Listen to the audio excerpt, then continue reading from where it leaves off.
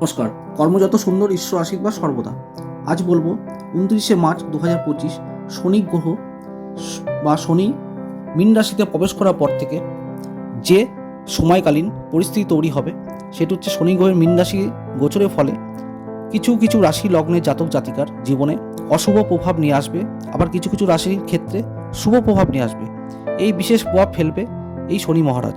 তাদের জীবনের যাত্রার মান কঠিন হতে পারে, আর্থিক সমস্যা, কর্মক্ষেত্রে বাধা সৃষ্টি করবে এবং সম্পর্কের অবনতি ঘটাবে। এই গোচরের ফলে শনির এই গোচরকালীন সময়ে খরচ বৃদ্ধি, অযথা খরচ হয়ে যাওয়া বা ঋণ হতে পারে। আপনার লোন থেকে খুব সাবধান, আপনি ধার নেবেন না, কাউকে ধার দেবেন না, তাহলে সেই অর্থ আপনি আর রিটার্ন পাবেন না। যেমন কিছু কিছু রাশি লগ্ন, যে সেই রাশি লগ্ন আমি বলে দেবো, যেমন হচ্ছে কর্কট, তুলা এবং মেষ রাশির ওপর বা বৃশ্চিক রাশির ওপর বিশেষ প্রভাব পড়তে চলেছে। কর্কট রাশির জাতক জাতিকার জন্য সময়টা ভালো যাবে বা ভালো আসতে চলেছে। অন্যদিকে মেষ রাশির জাতক জাতিকারের সমস্যা আসবে এই গোচরকালীন শনির গোচরের ফলে।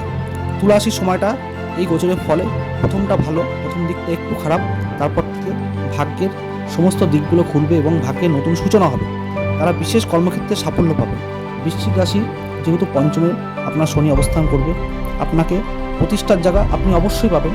আপনার কর্ম এবং যে কর্ম করছেন সে কর্মের দিকটা আর যেন খুবই আপনাকে লক্ষ্য রেখে চলতে হবে এবং সময়ের মূল্য দিতে হবে।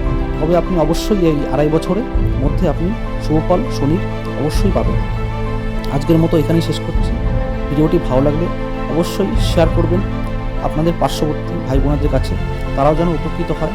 এবং যারা পার্সোনাল প্যাটিশন নিতে চাইছেন তারা আমার নিচে দেওয়া নাম্বারে যোগাযোগ করবেন। আজকের মতো